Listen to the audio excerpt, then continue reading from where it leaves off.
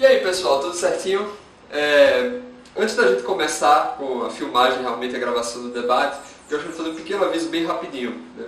Porque no momento que tinha, né, depois que todo mundo fez a sua própria fala, ia se abrir para as perguntas, para a trocação de argumentos, como estava faltando pouco tempo, que já estava na hora do almoço, a galera com fome, com sono, etc., eu preferi, né, sacrificar esse tempo, sugerir para que sacrificássemos esse tempo para dar a palavra aos alunos, né, para que eles pudessem fazer as perguntas que eles acham relevantes, interessantes e tudo mais, né.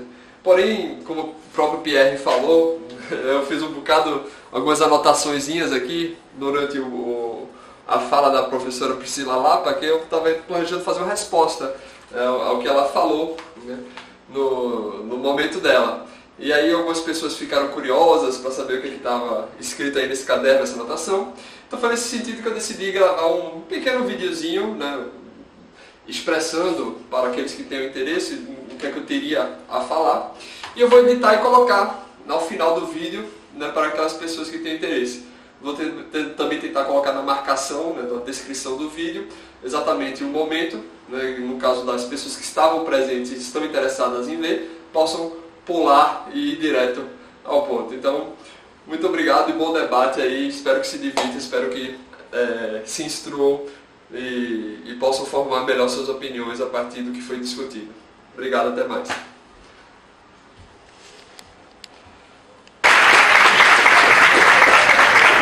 Agradecer ao professor Raul pela brilhante introdução aqui na nossa mesa.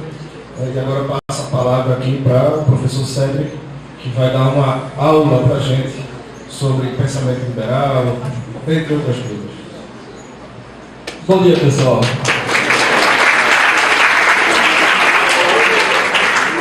Eu tenho um nome um pouquinho diferente, então caso vocês não tenham entendido, meu nome é Cedric, né? Igualzinho ao personagem lá do Harry Potter, né, que morre lá no quarto filme.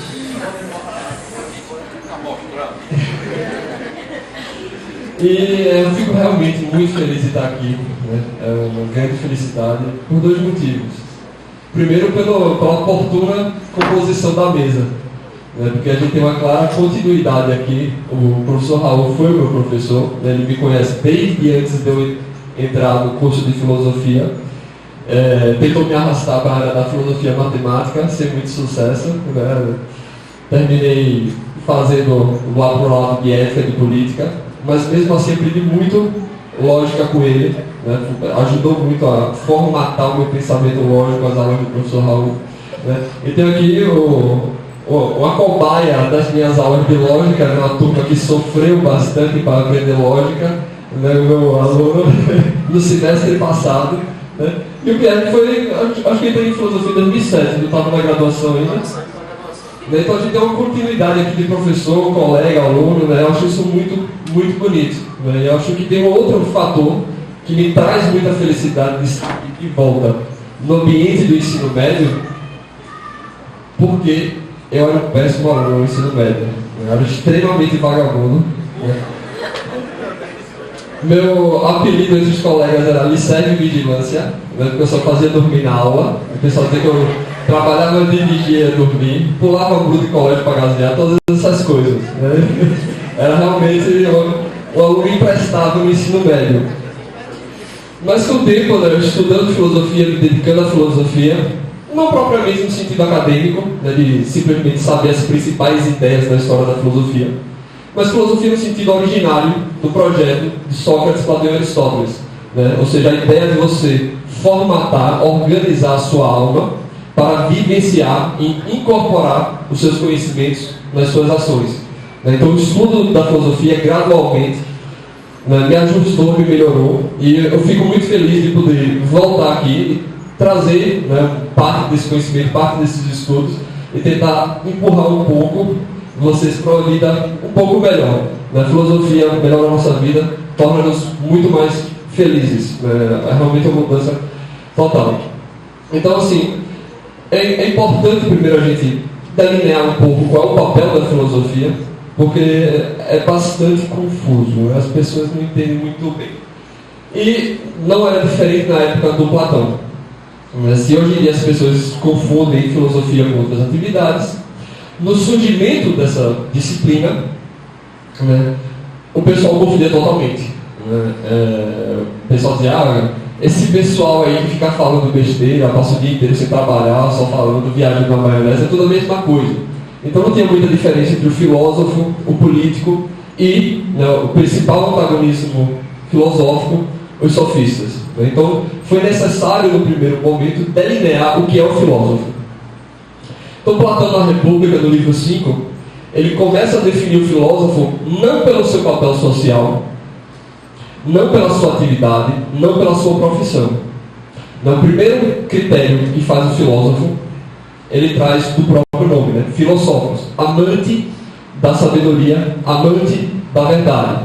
E eu opõe isso, né, ao philodoxos, o amante da opinião. Né? Então ele diz que as pessoas confundem o filósofo com os demais, porque ambos tratam de questões intelectuais, questões da palavra, do discurso e etc. Mas a diferença é que os filodoxos, eles se interessam pelas ideias, pelos discursos, no nível da opinião. Enquanto o filósofo, ele busca a transcendência, né, universal, né, o que está fundamentando os discursos. Então ele diz, né, que seria impossível você ter muitas coisas belas se você não tivesse a beleza, né, ou seja, a ideia do universal, a ideia do que é que unifica a diversidade. Né? Se a gente olhar para cada um de vocês, cada um são bem diferentes em muitos sentidos, mas a gente pode universalizar vocês como alunos, como estudantes desse colégio. Então isso é um dos critérios que unifica toda essa diversidade que está diante de mim. Então o filósofo, em primeiro lugar, acima de tudo e antes de tudo, é aquela pessoa apaixonada por buscar, né, esse outro nível do discurso, que é o que unifica todas as diferenças, as diversidades. E o Aristóteles, né, só mais um detalhe, né, porém, o filósofo, o que ele faz? A alegoria da caverna. Né? Ou seja, ele sobe, tem um momento de subida, né, de sair dessa diversidade para buscar o universal, e depois retorna à diversidade para entender melhor à luz desses critérios universais, à luz dessas ideias. E aí o Aristóteles, no livro dos Tópicos, que ele vai tratar da dialética, que é, digamos assim, uma das principais atividades da filosofia, né, ele coloca que o grande papel do dialético são dois. Primeiro, levantar questões e fornecer objeções. Então o que o filósofo faz? Ele esclarece o centro da polêmica, digamos assim, para que a gente não se perca nas divergências, porque a gente está usando termos errados, termos equivocados, né, partindo de experiências diferentes e por aí vai. Então primeiro esclarecer a questão. Quais são as questões relevantes e por quê, né, como a gente deve abordar essas questões. Então esse é o primeiro papel do filósofo, é saber como chegar, né, como fazer bem as questões. Não propriamente fornecer soluções.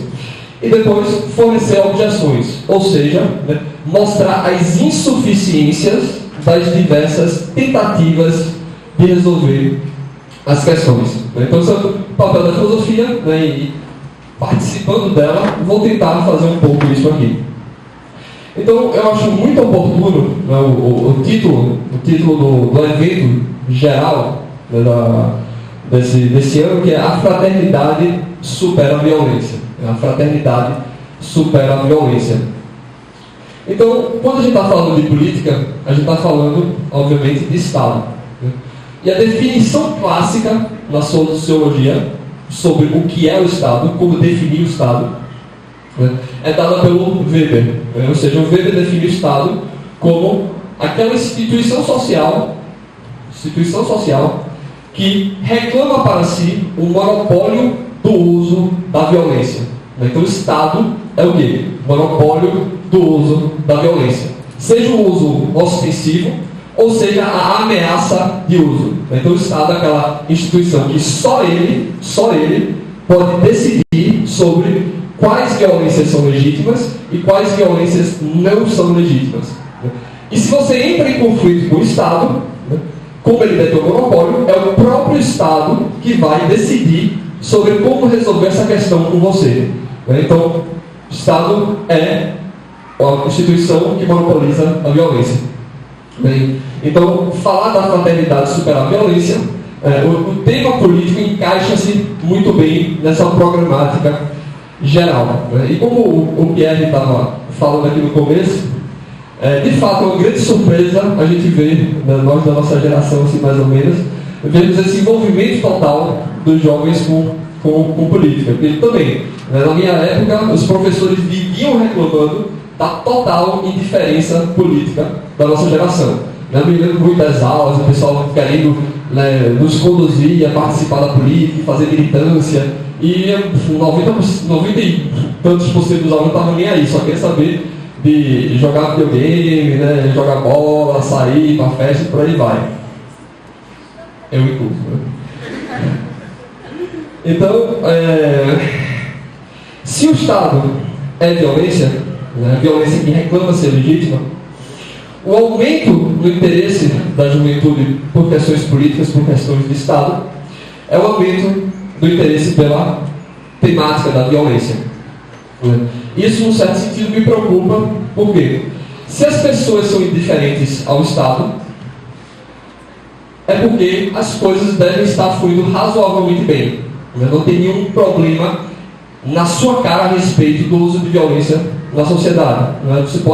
Você pode se dar o luxo de ser indiferente a isso. Porém, se as pessoas estão demasiadamente interessadas na questão do Estado, é porque das duas uma.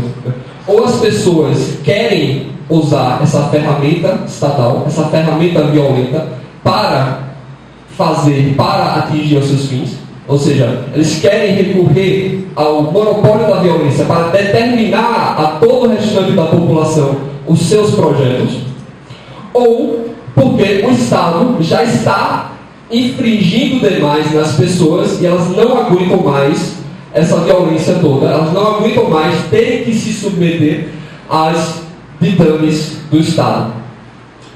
Então eu acho que essa é a grande questão central, a grande questão central da política. Se o Estado é violência, em que situações a gente deve usar força? Em que situações a gente deve recorrer ao Estado como uma ferramenta de força para impor as nossas visões nos outros?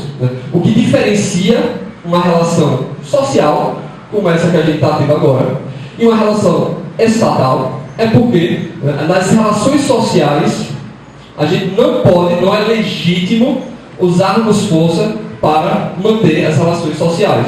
Nas relações estatais é legítimo usar força para mantê-las.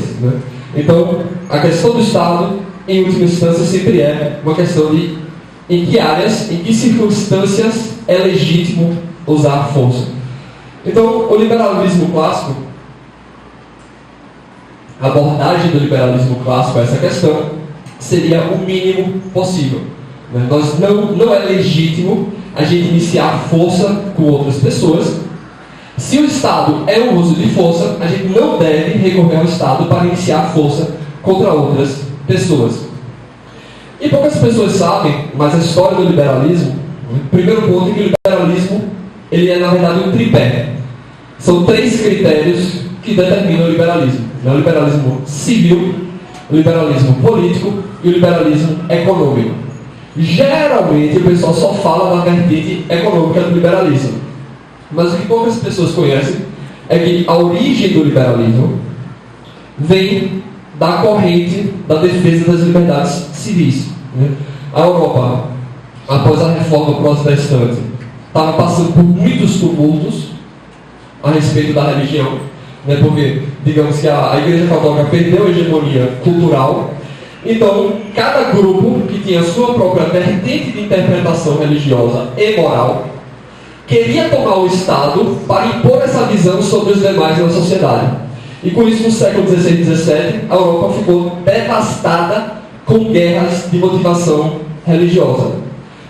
Então você tem Hobbes que propõe juntar o Estado à Igreja, ou seja, monopolizar, dar mais força ainda ao Estado, para assim acabar com esses conflitos. E aí você tem o Locke que propõe o contrário. O que o Locke diz? Qual é o movimento do Locke? Ora, esses conflitos estão surgindo justamente porque você está juntando igreja e Estado. Se você tem um trono de ferro né? E com o trono de ferro você pode impor sua moralidade dos outros, todo mundo vai querer brigar por esse trono do ferro. Quem quer impor a sua religião vai querer tomá-lo, e quem não quer impor a sua religião está com medo que outras pessoas tomem, então ele também vai querer tomar, né? Seja para impor aos outros ou seja para se defender. Então a proposta do Locke é o quê? Vamos separar igreja, moralidade, religião do Estado. Não vamos, em outras palavras, usar meios violentos para impor a nossa visão de moralidade, a nossa visão de religião nas outras pessoas. O liberalismo político trata de quê? Você separar as forças do Estado, desconcentrá-las o máximo possível, para que você não tenha uma única instituição, uma única pessoa que impõe essa força sobre os demais. E o liberalismo econômico é a separação do Estado, da força, da violência e a economia. Ou seja, você não vai recorrer ao Estado, você não vai recorrer à força para impor, né, sanções econômicas, seja de trabalho, seja de empreendimento. E nesse sentido, no século XVIII, as principais bandeiras do liberalismo clássico, né, eles guiaram o movimento abolicionista, né, ou seja, a separação da força com o trabalho. Então, se a gente, né, fazendo as definições primeiras aqui, se a gente vai tratar da questão, né, de como superar a crise política do Brasil, como relacionar isso à nossa situação, primeiro a gente tem que saber razoavelmente onde a gente está. Então, tem comparando o liberalismo com a situação atual brasileira, né, a questão que fica, a questão que para é: qual é a nota de liberalismo do Brasil? O quão liberal, o quão capitalista é o Brasil? Então você tem alguns índices de economia, democracia, de liberdades civis. E no critério de liberdade econômica, qual é a nota de capitalismo do Brasil? Então, o Brasil, no ranking de 180 países, vocês têm noção em que posição ele está? Chutem assim mais ou menos. 50, 70. Então assim, na parte mais superior, né? Bote mais 100. O Brasil está em 153 de 180. A nota de liberalismo do país é 5,1. Ou seja, está lá embaixo no ranking. É um dos países menos capitalistas, menos liberais. Esse é o índice de liberdade econômica, que traz muitos fatores, como facilidade de abrir negócios. Então, o Brasil, atualmente, né, e historicamente, sempre foi um país com pouquíssima liberdade econômica, pouquíssimo capitalismo. No índice de democracia, ele está um pouco melhor, está em 50 de 160, né, ou seja, nota 6,8. Dá para passar, né, dá para arredondar, né? Dá para dar férias mais cedo. Conceito de classe base, né? E de liberdades civis, está com nota 8,24. Então, uma nota razoavelmente boa quanto à questão do liberalismo civil. Então, se a gente vê, né, liberalismo civil, o Brasil está bem. Liberalismo, né, no sentido democrático, bem assim, né, fazendo associação, está razoável na média. E liberalismo econômico está muito abaixo. Então, os países mais livres, no sentido econômico do país, né, se você pegar o topo da relação, você tem Hong Kong, Singapura, Austrália, Nova Zelândia, Suíça e Irlanda. Né? Ou seja, esse índice ele não calcula riqueza, ele não calcula prosperidade propriamente, mas facilidade, liberdades econômicas. E entre os países menos livres economicamente, você tem Venezuela, Coreia do Norte, Venezuela, Cuba, Zimbábue, Eritreia e por aí vai. Então, se a gente está nesse ponto, lá embaixo, bastante próximo desse pelotão de fundo, né, se a gente quer perguntar se queremos mais liberalismo ou menos liberalismo, né, nós temos que nos espelhar, né, no mais liberalismo ou mais socialismo, nós temos que nos espelhar, né, nas nossas possibilidades, nas nossas vertentes. Né. Só a título de curiosidade, que muitas vezes fala-se dos países escandinavos, né, Suécia, Noruega, etc. Todos eles estão acima do Brasil em liberdade econômica. Todos eles têm com nota de 7 para cima. Então, se você quer esse tipo de modelo, nós precisamos de mais liberalismo e não de menos liberalismo. Então a gente tem que se colocar justamente essa questão, né, de qual projeto, se a gente está nessa situação, qual dos dois projetos de nação, qual dos dois projetos de sociedade nós queremos nos aproximar.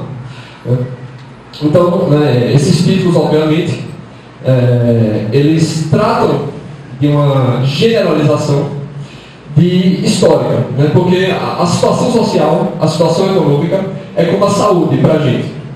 Se eu tenho 200 quilos e quero perder peso, se eu comer uma salada durante essa semana inteira, não vai adiantar muita coisa. Também se eu for bem magrinho assim, bem magrinho mesmo, e quiser ganhar peso, eu posso comer, sei lá, 10 hambúrgueres por dia durante a semana, também não vou ganhar peso em uma semana. Então, essas mudanças no nível geral e social são, primeiro, requerem tempo e permanência no projeto, e segundo, são complexas. Você tem que avaliar que, por exemplo, o jogador de futebol, Zidane, ele tem uma capacidade pulmonar incrível, corria o jogo inteiro. Só que o cara fumava. O cara fumava. Aí uma pessoa olhando para o Zidane, que fuma, pode dizer, eu quero correr feito o Zidane e vou começar a fumar também para ver se eu corro. Obviamente, a saúde é uma questão complexa, alguns fatores aumentam e outros fatores pioram. Então, se você tem vários fatores que melhoram, você pode se dar o luxo de ter alguns fatores que pioram a sua saúde. Então, a gente tem que olhar como os outros países se configuram à luz de uma teoria da saúde, à luz de uma teoria da economia. Então, feito esse primeiro campo das ideias, depois o campo geral, vamos para a questão central, que é as eleições.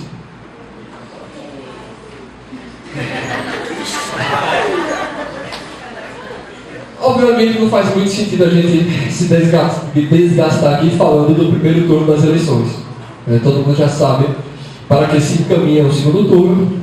E obviamente não vai ter um outro evento aqui para falar hoje do primeiro turno e no próximo evento a gente fala do segundo turno. Eu acho que é prioridade já adiantar as questões do segundo turno.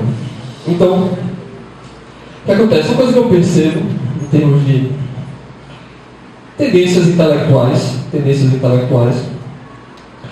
é que nos últimos tempos, nos últimos, 15, 20 anos, a esquerda, os intelectuais de esquerda, a militância de esquerda brasileira, ela imita, ela copia, ela quase que ipsis literis, todas as ações, atividades e tendências da esquerda americana.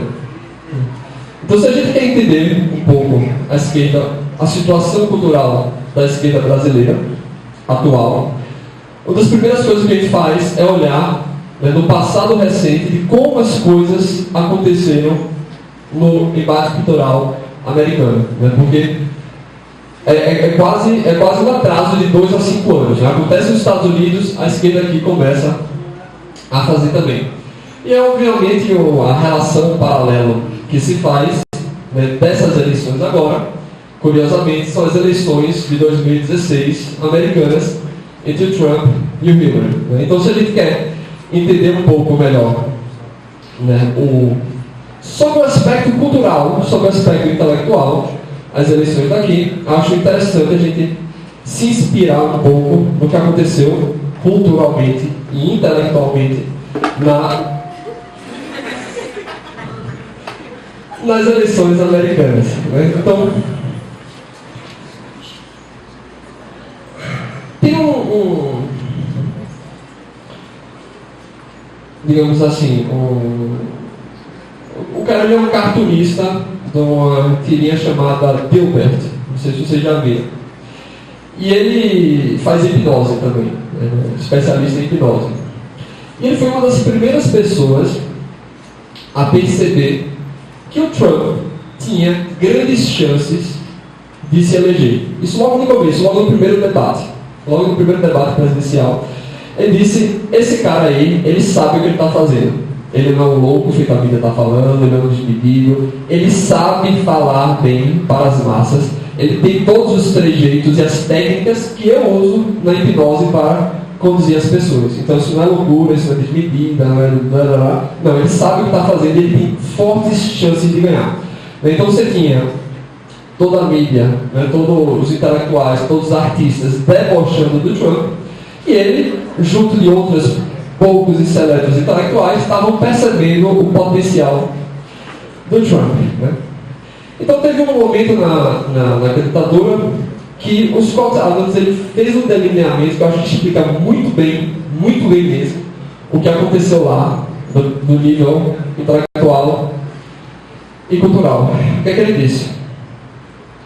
Ele disse que os intelectuais de esquerda, quando eles atacavam o Trump, quando eles criticavam o Trump, eles só o faziam no nível dos signos, no nível dos símbolos, no nível dos palavras, no nível dos... Né? Ou seja, a crítica que as pessoas faziam, que a mídia fazia a Trump, era tudo a respeito do que ele falava ou de projeções a respeito de valores que ele deveria simbolizar. Nunca as críticas eram a respeito de coisas fatuais, nunca era a respeito de coisas, de políticas de fato que ele propunha ou de ações concretas.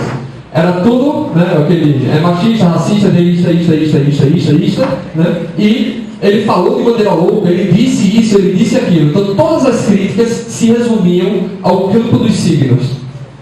Já os intelectuais de direita, quando criticavam a Hillary, eles focavam em ações concretas, em coisas materializadas, coisas reais, do tipo a falência do plano de saúde de Obama, né? a tragédia que foi a guerra no Oriente Médio, né? Das políticas da Hillary e tudo mais. Então você tinha uma assimetria, de modo que um lado criticava o outro apenas no campo do imaterial, do efêmero, do etéreo, e o outro que criticava no campo do concreto, das ações. E eu percebo que algo bastante semelhante está acontecendo aqui no debate político brasileiro. Se você observar, né, o que os intelectuais, a mídia, etc., de esquerda fazem ao criticar o Bolsonaro, as críticas sempre são a respeito de coisas que ele falou, coisas que ele disse, coisas que ele representa, coisas etéreas, efêmeras e etc. Já os intelectuais de direita, a posição de direita, quando criticam o PT, sempre criticam os atos concretos, as coisas que eles fizeram, né, os roubos que eles fizeram, o apoio às ditaduras e por aí vai.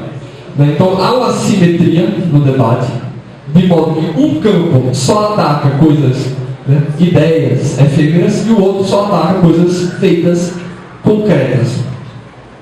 Então acontece quase um fenômeno de histeria nessas críticas hiperbolizadas ao Bolsonaro.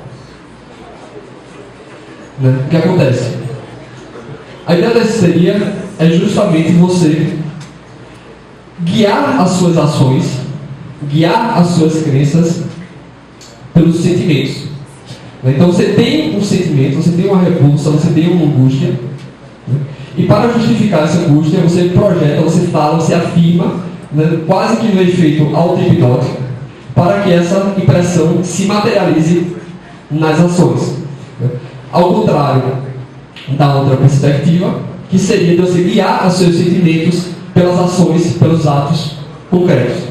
Então, essa noção de você focar no campo dos símbolos, dos signos e etc., é, na analogia do Platão, ficar no campo das sombras, ao invés de buscar o campo da concretude.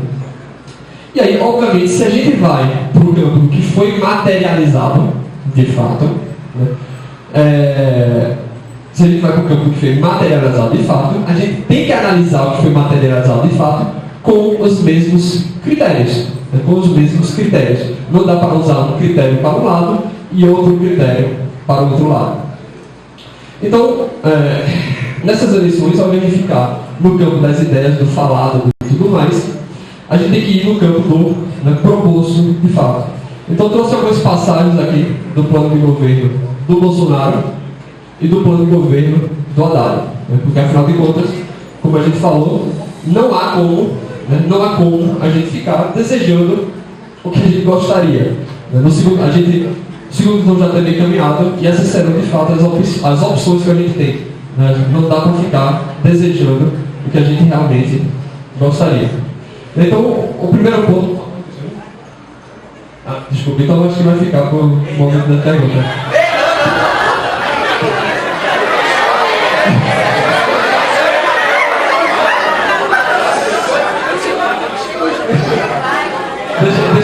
suspense. Então, o que acontece? A primeira coisa que a gente nota é uma diferença gritante no estilo de escrita dos dois planos. Se a gente pega o plano do Bolsonaro, é engraçado que parece assim, slide de PowerPoint do professor, né? Um negócio assim, umas frases bem curtas, bem diretas, bem ao ponto e bem claras. Né? Já o plano do Haddad, vocês ainda não experienciaram isso, mas em breve entraram na universidade, verão que parece aqueles folhetins do DCE, né? Aquela linguagem megalomaníaca, bastante confusa, cheia de termos obscuros, né? Então assim, tem esse contraste inicial do estilo e da clareza dos dois planos. Né? Então, né, pegando o plano do Haddad, o que é que eles propõem de fato, de maneira concreta? Eles falam assim, Bolsonaro, ditadura, não sei o que, ele disse isso a respeito da ditadura, ele disse aquilo a respeito da ditadura. Não, o que é que está nos planos de governo que eles estão de fato, concretamente propondo. Né? Então, a primeira frase do plano de governo do Haddad é: o tempo presente impõe o desafio de refundar e aprofundar a democracia. Refundar a democracia. A primeira frase do plano de Haddad diz que eles querem passar limpa nessa democracia e fazer uma outra democracia à imagem deles. Né? Então, na parte que ele fala a respeito, né, ele diz que precisam fazer reformas estruturais das instituições, né, e é necessário um novo processo constituinte. Então, o plano de governo do Haddad está propondo jogar fora a nossa Constituição e fazer uma nova Constituição para tomar lugar. O plano de governo do Bolsonaro diz bastante claro que a forma de mudarmos o Brasil será através da defesa das leis, da obediência à Constituição, e assim, novamente, ressaltamos que faremos tudo na forma da lei. Né? Então o Bolsonaro está declarando que ele quer manter a Constituição e fazer o governo dele subordinando-se a essa Constituição, e o plano de governo da Haddad está dizendo que ele quer passar ali para essa Constituição e fazer uma nova à sua imagem. Né? Mais para frente, quando ele explica um pouco mais, né, ele diz o que? Que é poder de fazer referendos revocatórios, né, que o presidente possa fazer referências revocatórias, né, que é financiamento exclusivo controlado pelo Estado a respeito das campanhas políticas. Ele quer a separação do calendário das eleições do Executivo e do Legislativo, porque assim o Executivo pode pressionar os resultados das eleições do Legislativo. Né? Quer expandir, né? Concentrar mais poder na figura do Presidente da República. Expandir para o Presidente da República e para a Iniciativa Popular a prerrogativa de propor a convocação de plebiscitos e referendos. Exatamente como o Hugo Chávez fez e o Maduro fazem na Venezuela. Né? Porque os referendos, né, e os plebiscitos funcionam de uma maneira como? Jogam para a população. Se a população vota contrário aos interesses dos políticos, eles engavetam e ignoram. Né? Deixam um tempo e depois fazem de novo. Assim como foi com a questão do desarmamento. Né? Que a população fez uma decisão contrária aos interesses do governo, e aí eles simplesmente escantearam. Tem um item lá: promover a reforma do Estado. Então é preciso instituir medidas para estimular a participação e o controle social em todos os poderes da União: Executivo, Legislativo e Judiciário, e no Ministério Público. Então eles querem criar uma instância de poder e controle que seja superior e acima de todos os outros poderes políticos. A pauta do combate à corrupção não pode servir à criminalização da política. A pauta da combate à corrupção não pode servir à criminalização da política. Então estou desejando que a justiça não possa punir os políticos corruptos, os políticos que não cumprem com suas obrigações. Instituir ouvidorias externas ocupadas por pessoas que não integrem as carreiras jurídicas. Então, novamente, eles querem ter um poder sobre o judiciário composto de pessoas que não fazem parte do judiciário. A avaliação do impacto de propor alterações para o aperfeiçoamento de leis apontadas pela Comunidade de Justiça que interditam a política. Então, eles querem que as leis, a política não esteja submetida às leis. Né? 6 primeiros meses do governo do Haddad, ele vai propor um marco regulatório de comunicação social e eletrônica. Ou seja, o governo vai decidir as regras de como vocês podem usar a internet, do que vocês podem falar, de como vocês podem se comunicar. Nos 6 primeiros meses, eles querem ter controle das mídias, né, seja as mídias tradicionais ou seja as mídias sociais. Né? A refundação, perceba, sobre a Constituinte, né? Sobre a Constituinte, a refundação democrática vai ser liderada pela coligação O Povo Feliz de Novo, PT, PCdoB e PROS. Então eles querem fazer uma nova Constituição, e essa nova Constituição tem que ser liderada por eles, né? E vai implicar mudanças estruturais do Estado e da sociedade, né? Ou seja, é necessário um novo processo constituinte. Então eles querem uma Assembleia Nacional que seja eleita para o fim dessa Constituinte, né? Lembra, separada com a eleição do presidente, ou seja, e que essa Assembleia Nacional Constituinte tem que fazer essa reforma nos moldes da reforma política que preconizamos. Então, a gente quer uma nova Constituição, nós vamos liderar o processo dessa nova Constituição e ela tem que ser nos moldes do que a gente propõe. Então, outro ponto importante para poder finalizar essa parte aqui, né? As políticas culturais devem ser políticas de Estado. Então o Estado tem que intervir na cultura, no pensamento dos valores das pessoas e, né, essas políticas têm que lutar contra todos os ismos e contra o avanço do conservadorismo no Brasil. Ou seja, a política de Estado cultural tem que ser ativamente contra as ideias conservadoras. Então, se a gente compara bem mais brevemente aqui com o do Bolsonaro, para encerrar logo, né, o que é que ele diz no projeto de governo dele? Né? Somos contra qualquer regulação ou controle social da mídia. Nosso povo deve ser livre para pensar, se informar, opinar, escrever e escolher seu futuro. Né?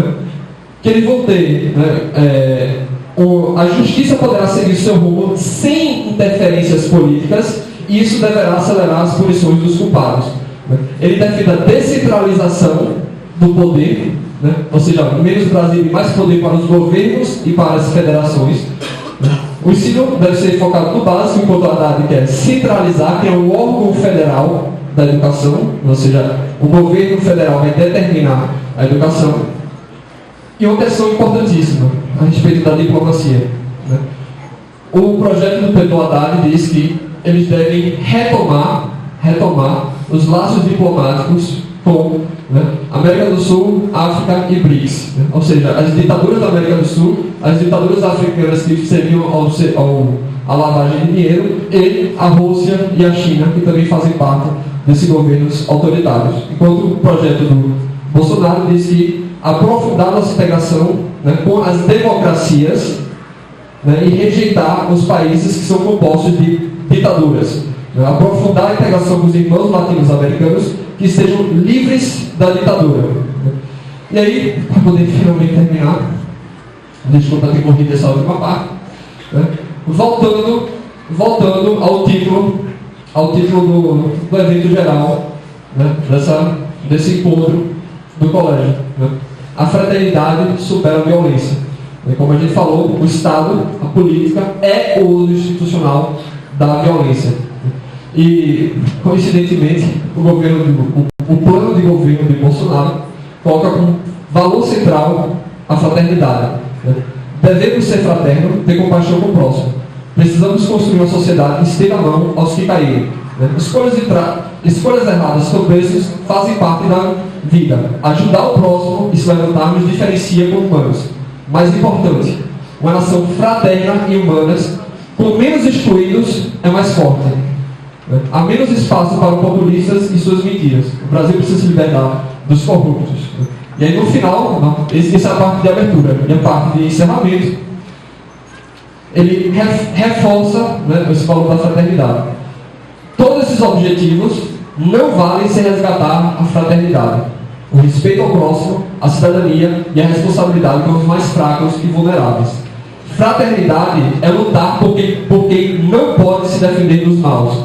brigar para que os jovens tenham um futuro e os idosos não fiquem desamparados por um Estado falido, uma educação paralelada ideologicamente e uma saúde em frangalhos. É combater o roubo do dinheiro público e não ser passivo ou indiferente com o sofrimento dos brasileiros. Obrigado.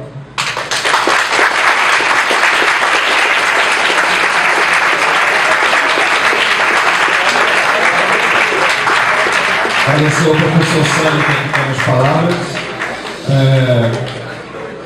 A nossa convidada, professora, que finalmente chegou, são os atropelos da vida, né?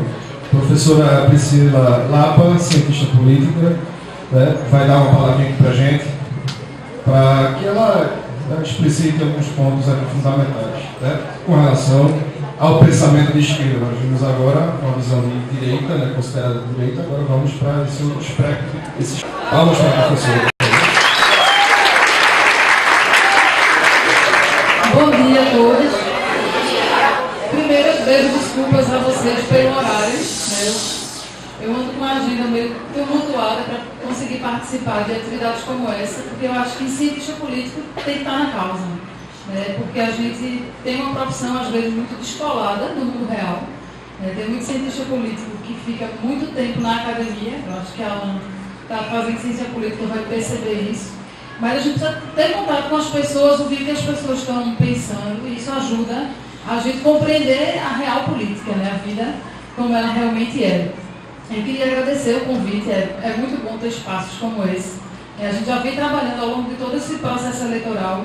Eu tenho conseguido participar de alguns debates em escolas, em universidades. E, graças a Deus, a gente tem percebido um fenômeno interessantíssimo, né? Todo aquele discurso de ódio que a gente está vendo nas redes sociais não está presente, pelo menos nos lugares onde eu fui, né? A gente está dentro de uma civilização.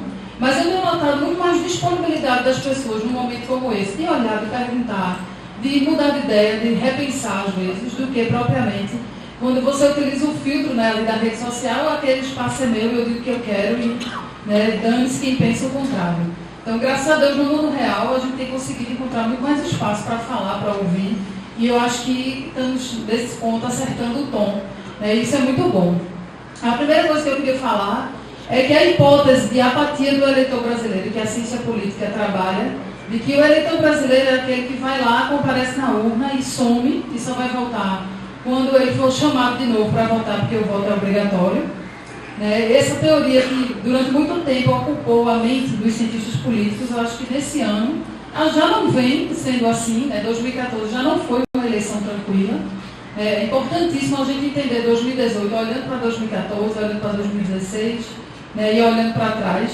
Eu acho que a gente vive hoje um momento, sim, de muito ativismo político, né, de muita confusão de ideia, de muito conceito errado sendo colocado, que a gente precisa aprender a lidar melhor com isso, né, eu acho que faz parte do amadurecimento da nossa democracia, mas, sobretudo, o eleitor está aqui, sim, e eu espero que ele fique e não saia mais. Né. Agora, eu espero que o palanque desarme para que a gente consiga desmistificar alguns conceitos e, principalmente, a gente desfazer algumas pestas que estão pegando sobre pessoas, sobre partidos, sobre movimentos, que eu acho que não são saudáveis, né, para a nossa democracia. Eu não pude escutar, né, toda a primeira parte, então possivelmente eu não vou conseguir contrapor e talvez esse não seja o momento, né, seja só para dar alguns recados, algumas sinalizações.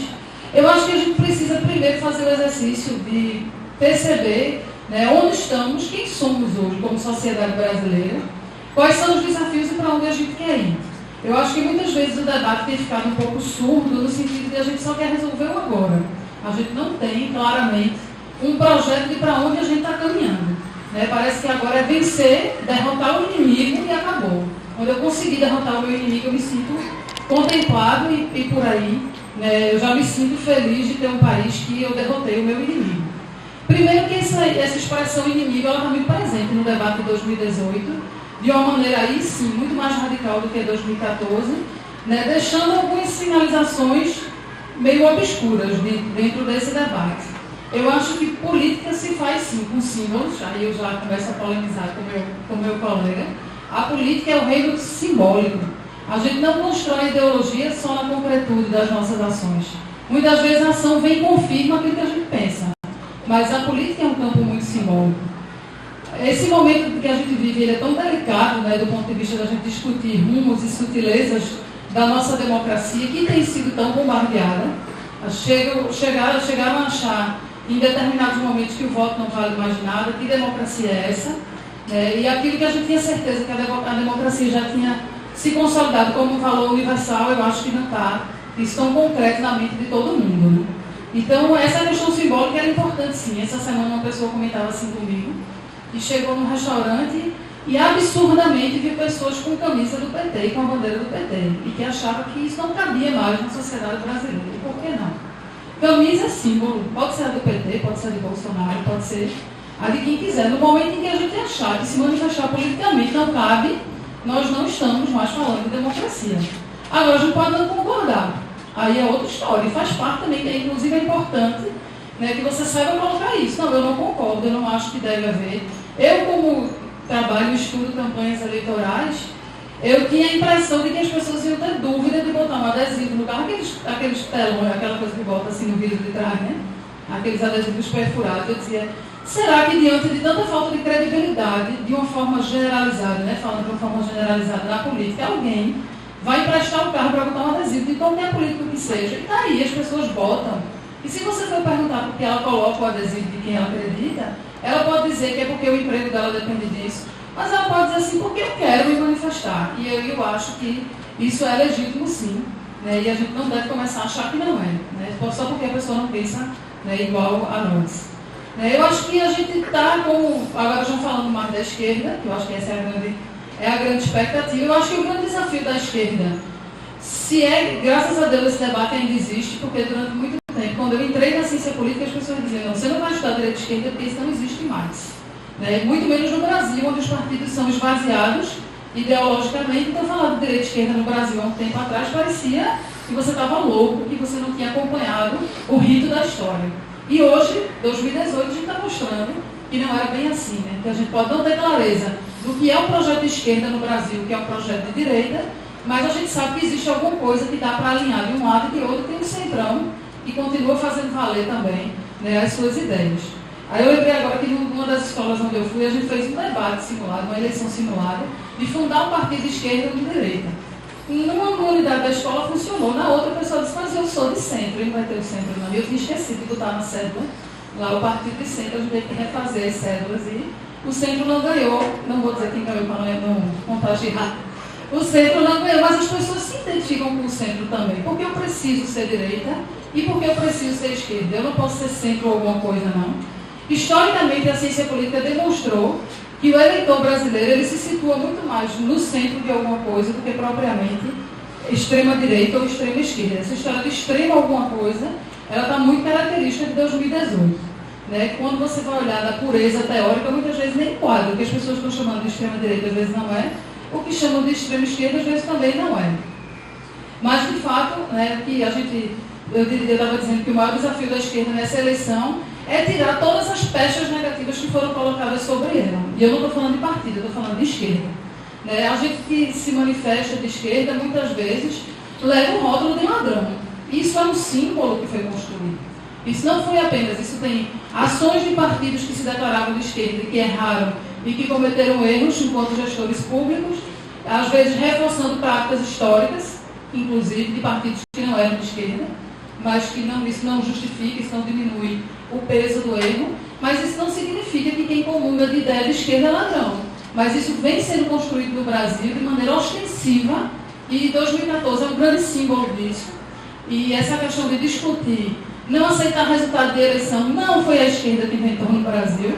Em 2014, claramente foi colocado por quem perdeu a eleição, que não aceitava o resultado das urnas. E desde então a gente vem fragilizando algumas instituições democráticas, com erros de esquerda, com erros de direita, mas com discursos que simbolicamente demonstram isso sim. No meu entender, isso é um debate, a colocação de um general no cargo de candidato a vice-presidente é símbolo. É um símbolo. Ele aparece em entrevistas e em determinadas ocasiões fardado. Isso é um símbolo. Isso significa alguma coisa, isso significa comunhão de ideias.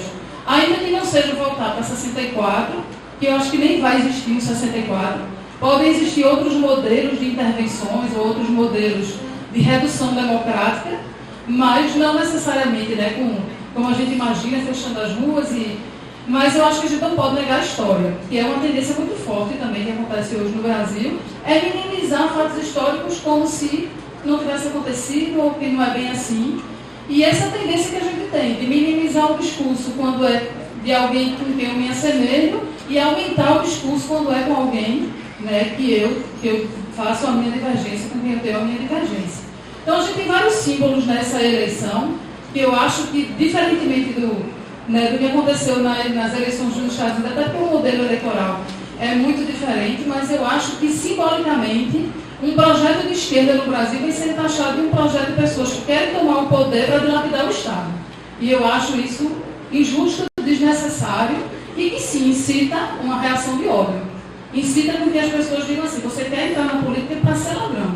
E eu acho que isso não tem sido, não vai ser resolvido nessa eleição, né, e eu acho que isso precisa ser repensado também, porque um projeto de esquerda não necessariamente é um projeto de um partido exclusivamente. Ele pode ser o partido mais competitivo, que se diz de esquerda, que se autodeclara de esquerda, mas não necessariamente ele representa tudo que a esquerda pensa. Eu resumiria um projeto de esquerda para o Brasil, um projeto que tem uma grande sensibilidade pelas questões sociais e vê na resolução da desigualdade histórica que a gente vive no Brasil o centro de todas as outras políticas e o centro de todas as outras ações que podem acontecer no Estado. É aquela velha máxima de que a esquerda seguia pela máxima da igualdade, que faz dela o seu valor universal e que faz dela, né, a sua grande condição de desdobramento de outras ideologias e de outras questões. Não adianta a gente fingir que o problema da desigualdade social no Brasil não existe ou que minimizou, que é culpa do pobre que quer passar o resto da vida ganhando Bolsa Família. Até porque o problema da desigualdade social no Brasil, ele nem começa nem termina no Bolsa Família. Eu acho que o Bolsa Família também é um símbolo utilizado por um lado e por outro, para quem criou e para quem não criou, como sendo um exemplo de algo concreto que pode ser feito, que tem limites e que tem problemas e que tem resultados. Mas discutir desigualdade social, quando você defende que a desigualdade social no Brasil precisa ser enfrentada e compra para o mercado, isso nunca vai acontecer, não significa dizer que você precisa fazer 13º de Bolsa Família, que Bolsa Família tem que durar para sempre, ou que todo mundo que precisa do Bolsa Família quer ter 5 filhos para continuar precisando. Eu acho, inclusive, isso uma certa ingenuidade e injusto com o outro. Eu acho que ninguém, em sã consciência, né, quer continuar numa situação de miséria para continuar recebendo uma miséria. Né, a não ser que ele não perceba essa condição. Então, eu acho que o debate da esquerda ele vai além do debate de corrupção. Eu acho que a esquerda pode ter um projeto de combate à corrupção.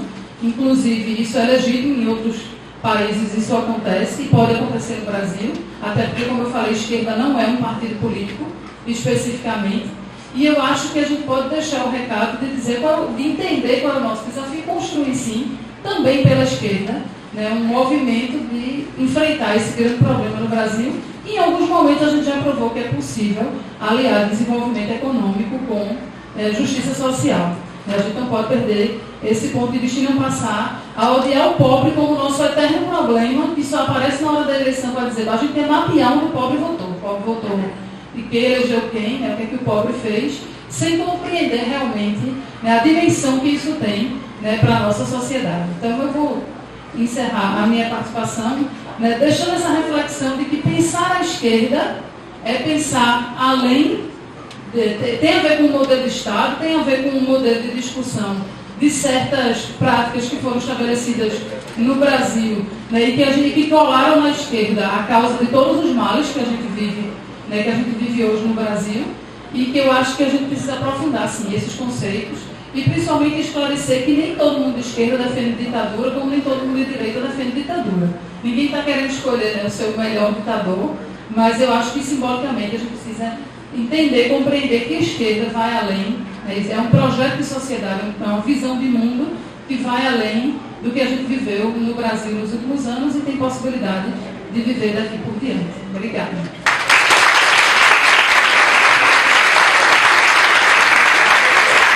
A respeito dessa questão do poder acima dos 3, não seria uma ideia de poder moderador. Né? Se a gente lê o programa, a gente observa que as etapas que eles estão querendo de implementação é praticamente a mesma que foi feita na Venezuela. Né? Ou seja, você criar uma instância superior às estruturas do Estado né, que tenha controle por eles. Perceba, a nova Constituinte tem que ser composta de pessoas que sejam, né, uma Assembleia Nacional Constituinte eleita para esse fim, para desenhar a nova Constituição, ou seja, mas só aqueles eleitos especificamente para isso, e essa nova Constituição tem que ser no modo da reforma política que eles desejam.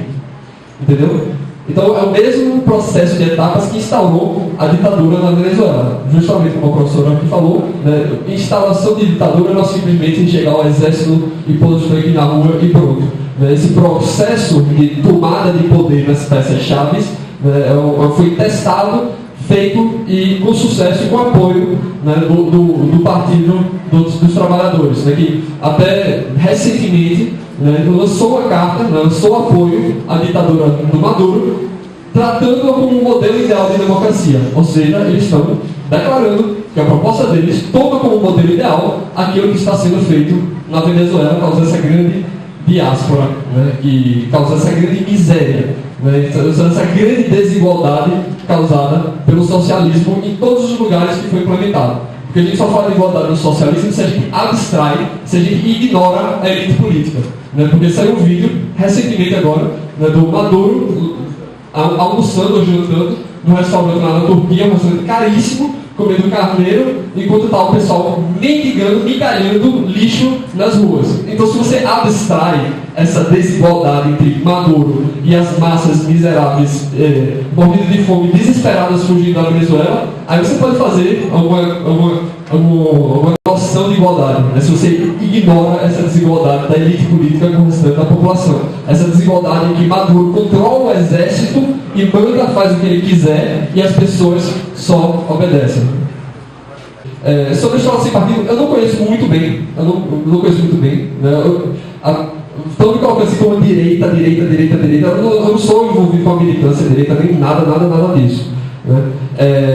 A ideia da escola sem partido, pelo que eu vi falar de passagem, é que não tenha né, a enviesamento de um lado sem que se dê a oportunidade do lado oposto falar. E aí entra na questão, né, que falaram aqui, da imparcialidade. Eu vou discordar dos dois. Eu acho que a imparcialidade existe. Não no sentido material, estrito senso. Né? Vamos lá para o campo das ideias. Né? Campo das ideias. A gente só pode falar de mais imparcialidade ou menos imparcialidade, mais parcialidade ou menos parcialidade, se a gente usa como categoria do pensamento a ideia de parcialidade e a ideia de imparcialidade. Ora, vocês vão me dizer que não existem pessoas que são mais tendenciosas que outras?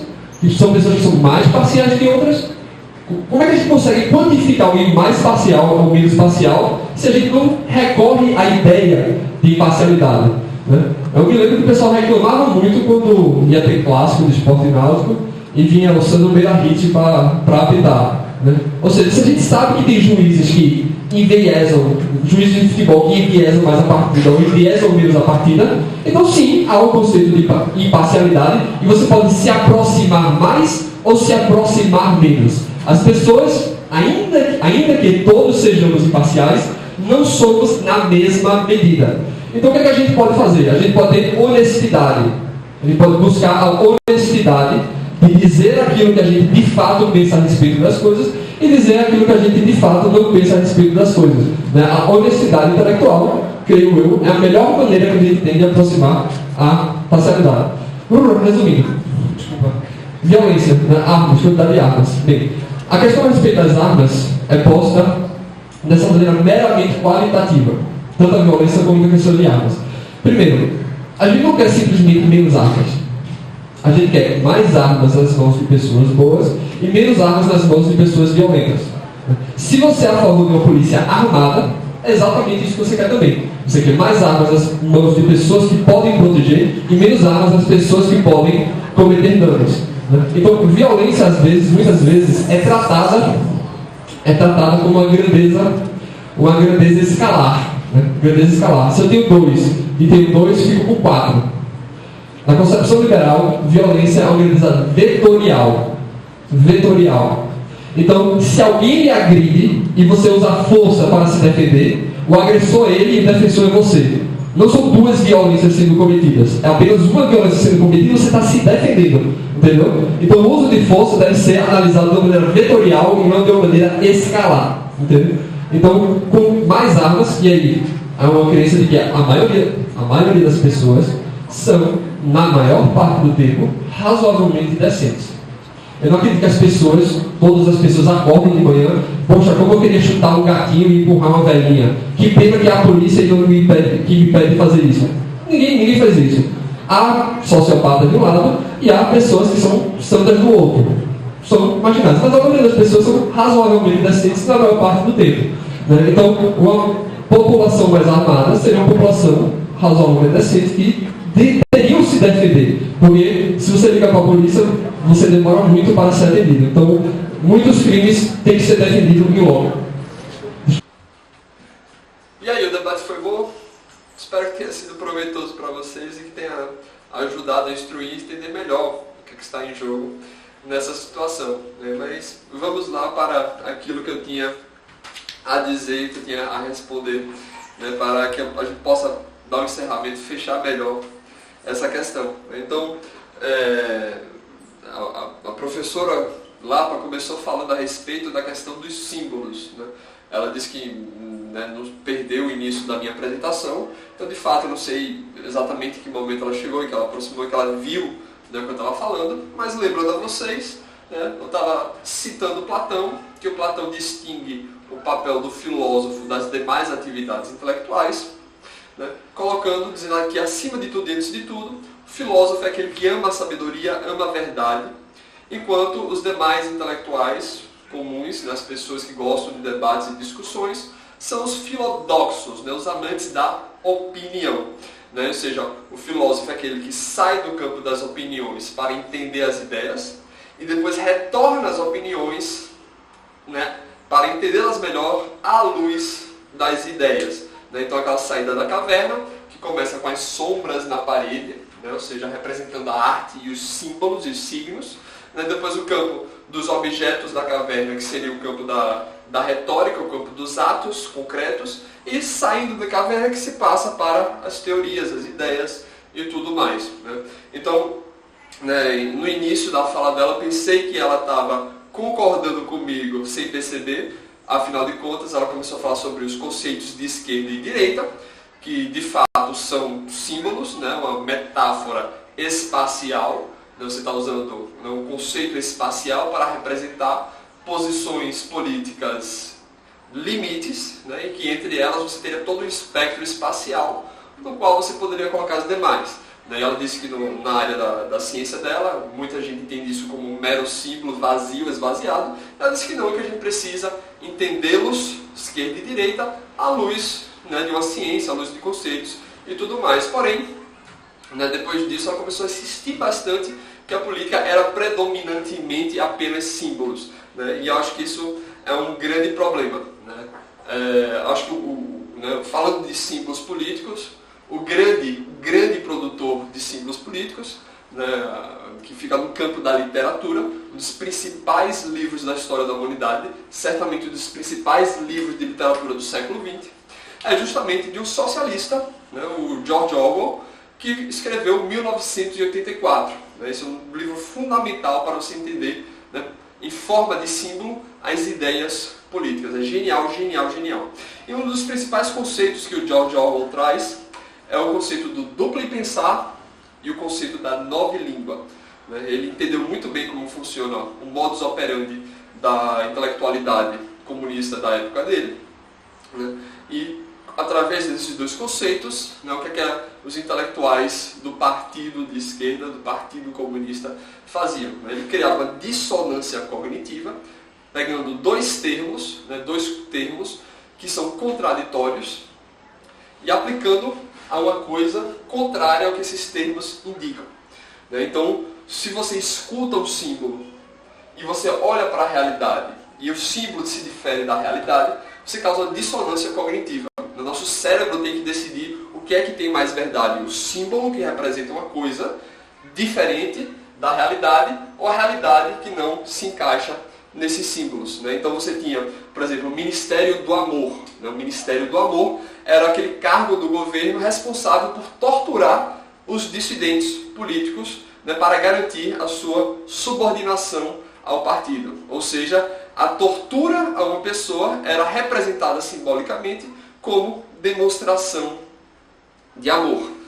O Ministério da Verdade era aquele ministério responsável por alterar todas as notícias para manipular a sociedade, para manipular a opinião da sociedade, a que eles respeitassem o partido. E o Ministério da Paz era responsável por promover a guerra com os outros estados socialistas ditatoriais do mundo. Que o mundo para o Orwell seria dividido entre 3 grandes estados, mega-estados socialistas. Então, entendendo à luz desse conceito duplo pensar e nova língua do Orwell, a gente vê que os intelectuais, os partidos, as ditaduras da esquerda sempre usam esse recurso.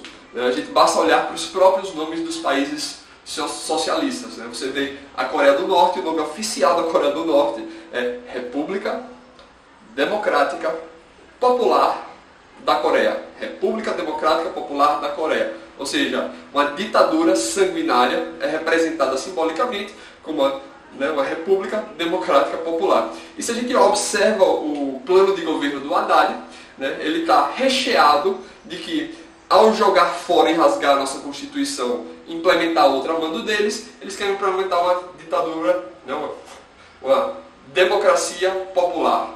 Uma democracia popular, de maneira que só eles, só o partido, vai controlar.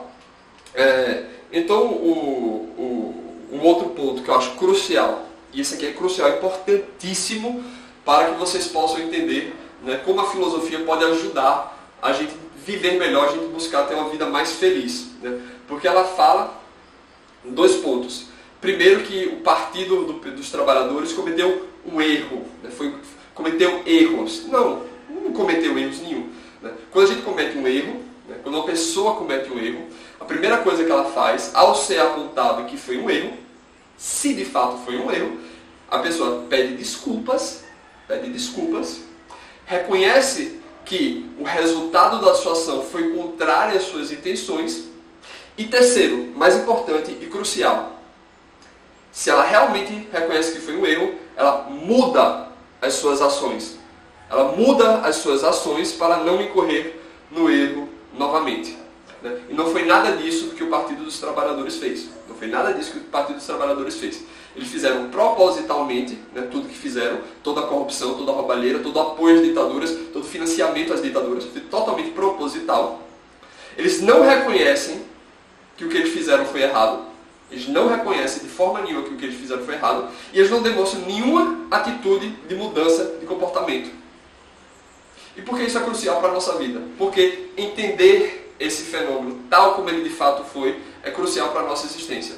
Porque em nossas vidas a gente vai encontrar inúmeras pessoas que querem manipular-nos, que querem conduzir-nos a fazer, que querem fazer sacanagens e canalices conosco, no nível pessoal, no nível das nossas relações amorosas, de amizade, familiares.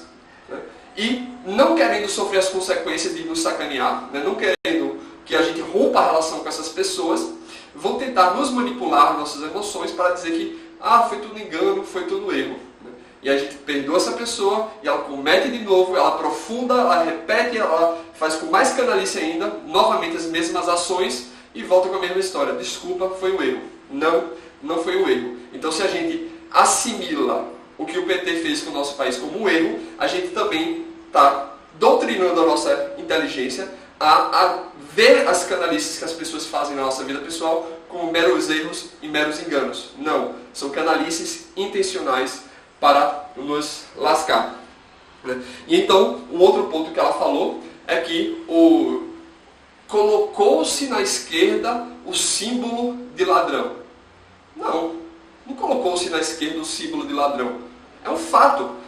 Um fato, a personalidade que unifica toda a esquerda do Brasil, que é o Lula, está presa.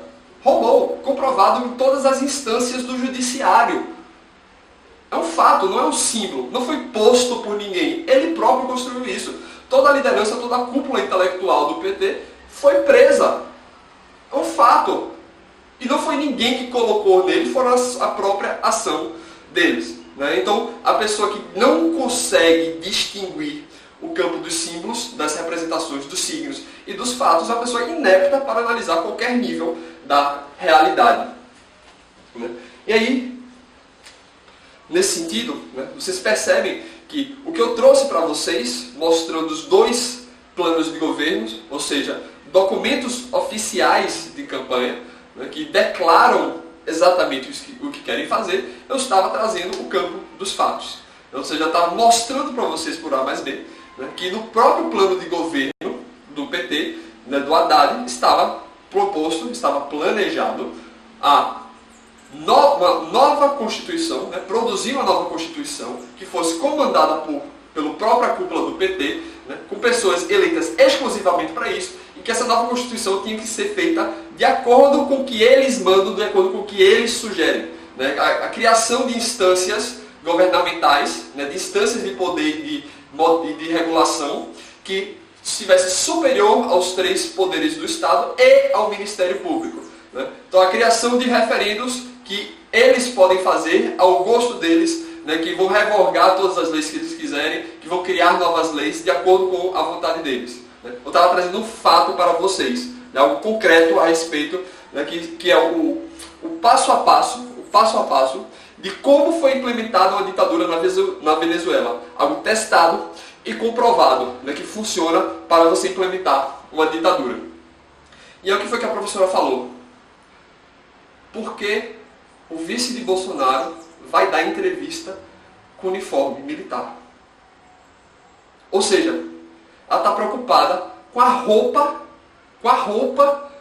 que o cara veste nas entrevistas. E é isso que a assusta, é isso que torna tudo assustador, né, a possibilidade de uma ditadura. Percebam. É isso que eu estava falando a respeito da auto-hipnose histérica. Eu não estou usando aqui histerismo como um sentido de insulto. Não estou falando nesse sentido. Estou falando em histeria no sentido técnico que o Andrew Lobachevsky descreve, que o psicólogo europeu polonês Andrew Lobachevsky descreve. Ou seja, se você tem um sentimento em relação às coisas, em relação a alguma coisa da realidade, né, e há uma desproporção, a pessoa cria um discurso auto-hipnótico, para reforçar a metafísica desse sentimento, né, para ele ver a realidade à luz desse sentimento. Então ele precisa reforçar um discurso que comprove esse sentimento exagerado em relação das coisas. Então, se você tem, né, um plano de governo concreto que propõe implementar os passos da ditadura e a farda que alguém usa na entrevista, né, qual dos dois, né, qual dos dois deve ter prioridade em relação às suas preocupações da implementação fatual de uma ditadura no Brasil? Ainda que você tenha medo da farda, da roupa que o Mourão veste nas entrevistas, se você tem medo disso, você tem que ter infinitamente mais medo do plano de governo do Haddad. Então é como se fosse uma pessoa que tem medo que um gatinho vá arranhar, um gatinho vá morder, e com medo disso ela foge para a jaula de um leão, porque se sente mais segura lá. Então a busca filosófica é você modular os seus sentimentos pela realidade, comparando-a de maneira proporcional aos fatos, e não, a partir de suas próprias emoções e impressões, produzir uma realidade, produzir um discurso que reforça esses seus sentimentos em relação a como a realidade de fato é. Eu teria outros pontos para falar também, mas eu acho que já está ficando um pouco longo. E acho que os pontos principais eram essas questões, né? Por exemplo, também quando ela falou a respeito do Bolsa Família. Ora, o Bolsa Família está lá no governo do Bolsonaro. Ele disse que ele quer garantir a todos os brasileiros uma renda igual ou superior ao Bolsa Família. Então, assim, não sei nem por que ela trouxe isso em questão, né? Porque não é um ponto de discordância, não é um ponto de polêmica, né? Ela fez isso, acho que só para rebaixar o nível do discurso, rebaixar o nível intelectual do debate e criar um espantalho ridículo, né? De que, como se a preocupação das pessoas com a ditadura da Venezuela, né? A preocupação das pessoas com a possibilidade de uma ditadura no Brasil, né? Decorresse do discurso pelo Bolsa Família. É uma palhaçada sem sentido, né? Então o que eu digo é isso. comparem os planos de governo, aquilo que de fato está sendo proposto pelos candidatos, né, e vejam, é um pouco difícil ler o plano de governo do Haddad, porque, como eu disse, né, tem uma linguagem aos moldes do Orwell, que o Orwell descreve, né, uma linguagem confusa, ambígua, tentando, né, mascarar suas reais intenções. Enquanto o plano de governo do Bolsonaro, como eu falei, aqueles slides de PowerPoint bem simples, direto, frases curtas e etc., para que todo mundo entenda com clareza as suas próprias intenções. Então, obrigado, pessoal. Espero que tenha dado para fechar razoavelmente bem aquilo que eu tenho